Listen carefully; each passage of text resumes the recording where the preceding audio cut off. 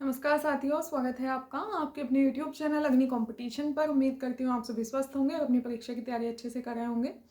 Allahabad high court stenographer, तो आप लोगों को पता चल गया होगा कि जिन लोगों का हिंदी मीडियम से स्टेनो मतलब जो हिंदी मीडियम वाले हैं और जो इंग्लिश मीडियम वाले हैं, उनके किस किस शिफ्ट में एग्जाम होना है, क्या चीज़ें आपको ध्यान रखनी है।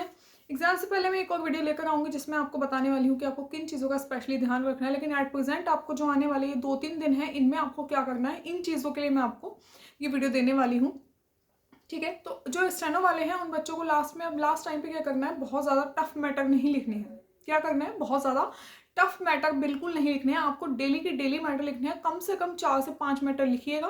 3 दिन आपके पास हैं, ठीक है। ज़्यादा है तो वो मैं आने जाने का टाइम कैलकुलेट नहीं कर रही हूँ, मैं आप लोगों को बता रही हूँ। एटलीस्ट 3 दिन आपके पास हैं। आपको क्या करना है, मैटर डेली लिखने हैं।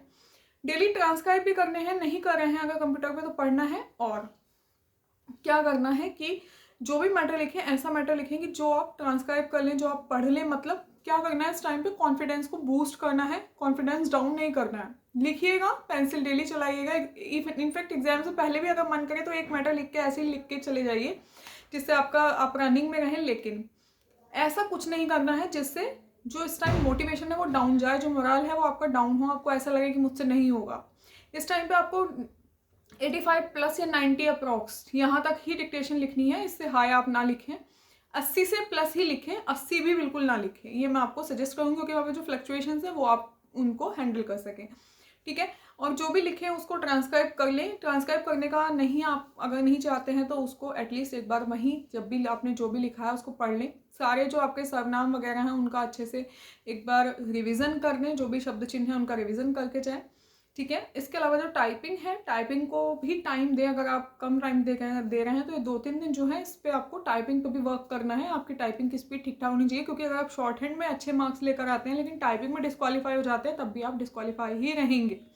शॉर्ट हैंड में आपको 35 मार्क्स आपके होने ज़रूरी हैं। 35 से कम होंगे तो आप डिस्क्वालीफाई हो जाएंगे, चाहे आपकी टाइपिंग में या रिटर्न में कितने भी अच्छे मार्क्स हो। तो ये सारी चीज़ें, ये सारे फैक्टर्स हैं जिनका आपको ध्यान रखना ही रखना है। इसके अलावा अगर आपको कोई क्वेरी है तो आप मुझसे पूछ सकते हैं, ठीक है।